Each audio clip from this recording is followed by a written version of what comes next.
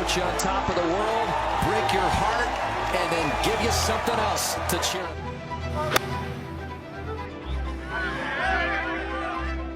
In 1999, a 19-year-old Spaniard hit a blind shot from the roots of a tree, sprinted down the fairway before the ball even landed, and scissor-kicked into the air to watch it roll onto the green. His name was Sergio Garcia. He lost that tournament by one shot to Tiger Woods. And collectively, the golf world said this kid is going to win everything soon enough. But that wasn't the case. He went on to play 74 major championships before ever even winning one. But before any of that, before the near misses, before the public meltdowns, before the 18-year war on the biggest stage in golf, for better or for worse, there was a man who showed Sergio exactly what it looked like to play with a fighting spirit. The same fighting spirit that would eventually be Sergio's downfall. This man was named Seve Ballesteros. We'll get there, but for now, remember that name because it matters. What happened to Sergio Garcia at the 1999 PGA Championship at Medinah wasn't the beginning of a golf career. It was the beginning of a myth.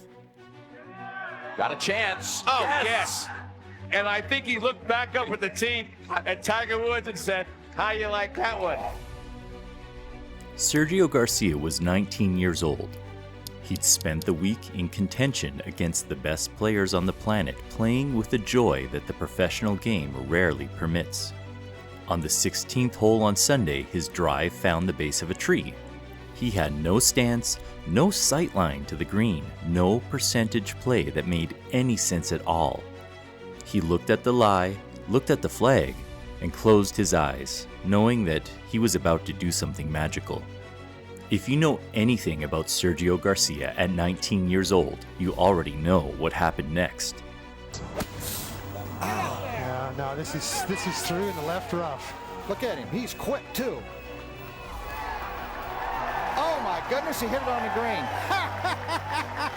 Oh, that's unbelievable.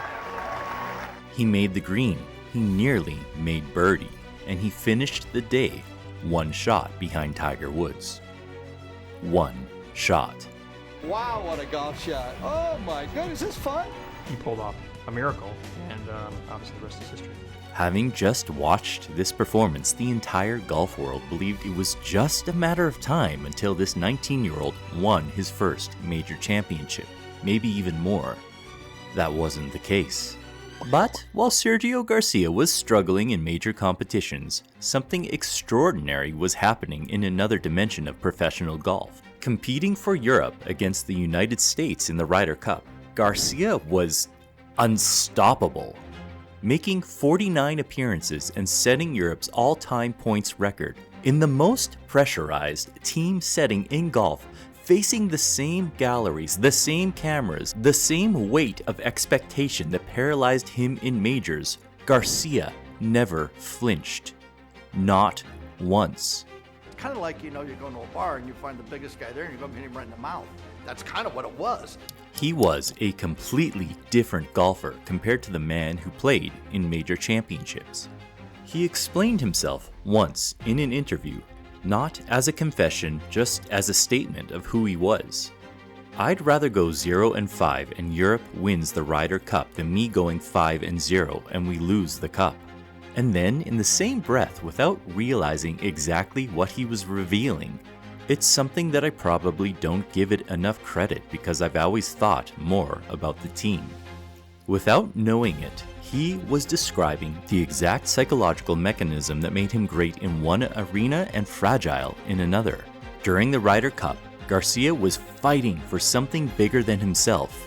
The outcome for Garcia as an individual became irrelevant, and when he stopped protecting his own ego, he was as good as anyone who ever played this game. It's quite simple. I just love it. I love the Ryder Cup. I love the format. I love the relationships you build with your fellow players. So it's just so different. In a major championship, the only flag that he carried was his own name. He'd never learned to fight for himself, and for 18 years, Sergio Garcia's own name was a weight he couldn't lift without failing. He always got close, but could never quite convert.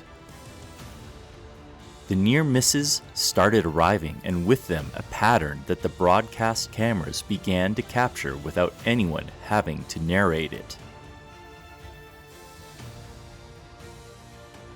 The yips arrived on short putts, the swing changes multiplied. The frustration built publicly and privately over years and then decades. Every time, the story of my life. Freaking story of my life. In May 2013, that frustration found its worst possible exit. Garcia was in the middle of a running public feud with Tiger Woods that had begun with a rules dispute at the Players' Championship. At the European Tour Awards dinner in London, a host asked him, in jest, whether he might invite Tiger to dinner during the upcoming US Open. Sergio replied, "We'll have him round every night. We'll serve fried chicken."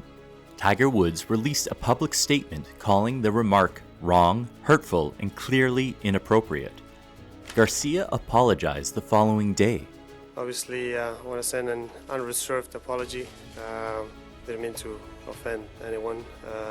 I obviously was caught off guard by the question, but don't get me wrong, I understand that my answer was totally stupid and out of place, and I can't say sorry enough about that. Sergio later left a handwritten apology note in Woods' locker at the US Open. The man who'd never had trouble expressing himself when he was fighting for his teammates was the same man who couldn't control what came out of his mouth. Yet, there he was trying to make it right in private, alone, on paper. After the 2012 Masters, Garcia made a deeply revealing statement on camera to thousands of fans. "I'm not good enough. I don't have the thing I need to win majors."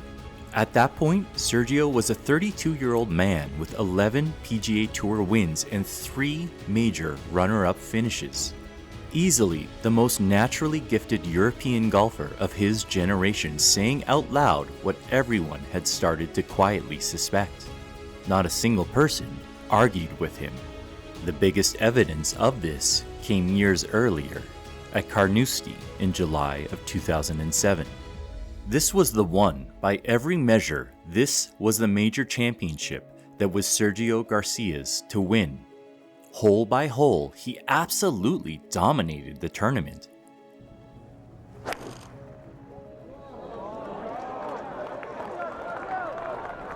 think he likes it. Oh my God. Oh, it hit the pin. Oh my God, it hit the pin.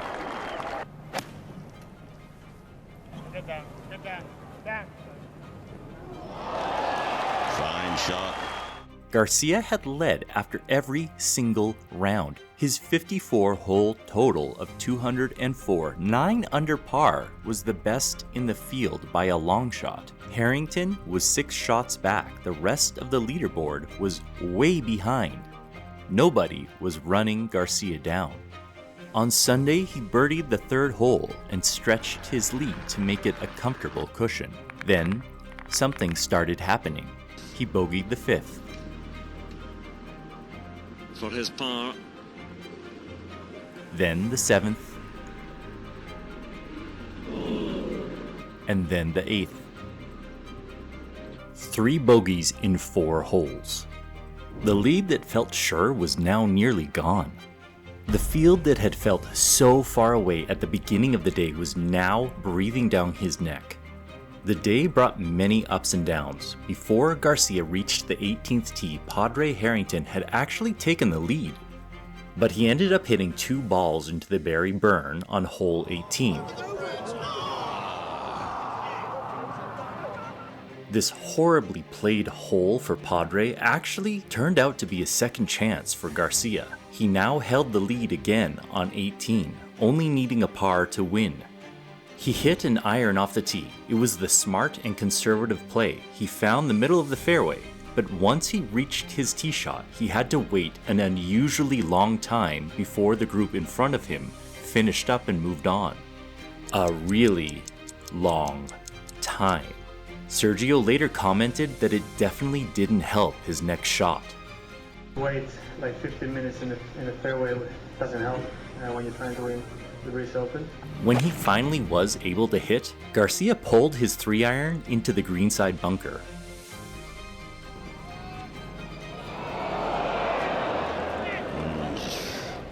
He played an excellent bunker shot to around 10 feet.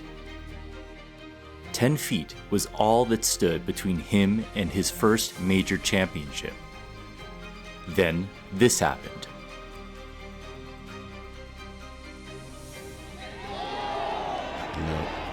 It felt like the air went out of the room.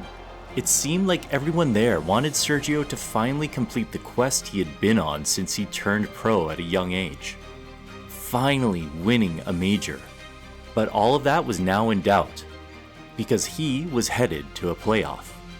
The playoff was not sudden death. Both players would play 4 holes and the best score would win. On the first hole, Harrington hit a beautiful 7-iron for his second shot to 8 feet. And he ended up converting the birdie. Garcia came up short in a bunker, and he couldn't save par. There was now a 2-shot swing with 3 holes left to play. The next hole solidified the comical and absurd bad luck that is sometimes part of the game of golf. Sergio, knowing he needed to attack, hit a perfect tee shot on the par 3. It looked like it was going into the hole, but it took a horrible bounce off the flagstick and ended up 20 feet away from the pin. Some guys hit the pin and go in or go to a foot. Mine hit the pin and goes 20 feet away. Both men went on to par the hole. They then both parred the next hole, and nothing changed. Harrington still had a 2-shot lead. It all came down to the last 4th playoff hole. Sergio needed to be aggressive. The last playoff hole was hole 18. Harrington played it safe. He hit an iron off the tee and laid up short of the Barry Burn. Sergio was left with no other choice but to attack. After a bad tee shot, he made a heroic second shot and left himself a putt for birdie, while Harrington was still short of the green. If Garcia made this next putt, he could force a playoff and go longer and maybe get the major win that the golf world collectively decided that he deserved.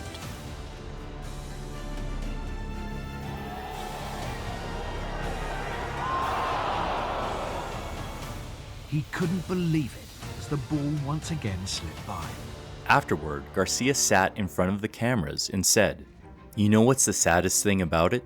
It's not the first time, so I don't know. I'm playing against a lot of guys out there, more than the field. I guess it's not news in my life. I just have to move on and hopefully do better next time."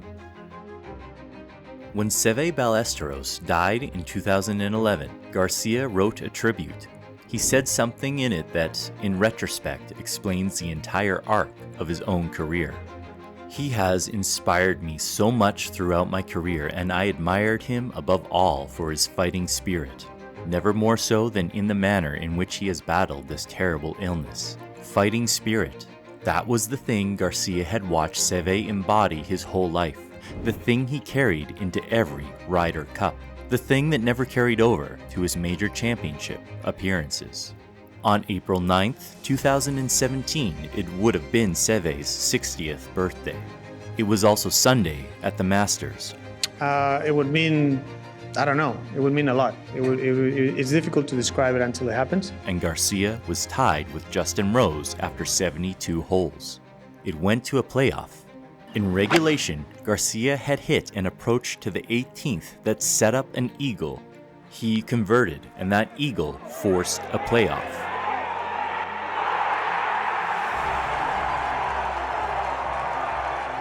However, if you know anything about Sergio Garcia and his past, you know how this likely ended. As with many times in the past, the Spanish phenom put on an absolute clinic to bring himself into contention for the win, and it would all come down to a final hole and a final putt. Would history repeat itself? It dropped. He crouched to the ground, he screamed, he cried on the 18th green at Augusta National. Afterwards, he said, "I'm sure he helped a little bit with some of those shots or some of those putts." But I'm sure he was looking at it from up there. And then Sergio turned to Jose Maria, Seve's greatest partner, the man who'd wept openly at his funeral, and said something the microphones caught. "I'm not sharing my Augusta locker at the moment, and I hope that I get to do it with you." Even in his greatest individual triumph, Sergio Garcia was thinking about somebody else. Sergio donned the green jacket. The golf world cheered a sigh of celebration. The story was over. Or at least, if you're into fairy tales, that's how the movie is supposed to conclude. A happy ending, but life doesn't always have the fairy tale endings that we hope it does. Fast forward to April 13th, 2026 at Augusta National, the Masters. Sergio Garcia is now 46 years old. On hole 2 of the final round, he snapped his driver against a cooler. Augusta National issued him the first code of conduct warning in the history of the Masters Championship. After yet another poor finish, a reporter asked Sergio, "What happened out there?" "I'm not going to tell you that," he said. Next question, please. 9 years after the green jacket, 9 years after finding his fighting spirit on Seve's birthday, whatever had been fixed in Sergio had come undone. To most onlookers, Sergio at 46 years old still seemed like the brash youngster who couldn't keep his emotions in check when it really mattered. And maybe that was the truth of it. Sergio Garcia played 74 major championships before even winning one. In 49 Ryder Cup matches, though, he was fearless and one of the best closers Europe has ever produced. The question was never whether Sergio was good enough. The green jacket and the Ryder Cup dominance proved that he was. The question has always been whether Sergio could ever be the same person in April at Augusta as he was in September at K-Club. And to that question, the answer is once, briefly, on the exact right day.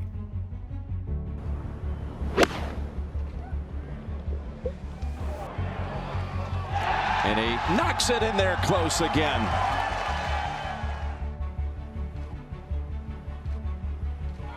And after so many years, once and for all for Sergio. Because on that day he wasn't playing for himself. He was playing for Seve and the memory of the man he looked up to. Sergio came so close so many times that I've lost count. He found what it took only once for one Sunday because on that day he forgot about himself and played for a man who he admired beyond anything. Look, if you've ever played this wonderful, annoying, beautiful game, you know how much your emotions can tip the scales. But if you've watched this game and the best players in the world attempt it for any amount of time, you also know that in order to win at any competitive level, you need to master your emotions, or they will master you.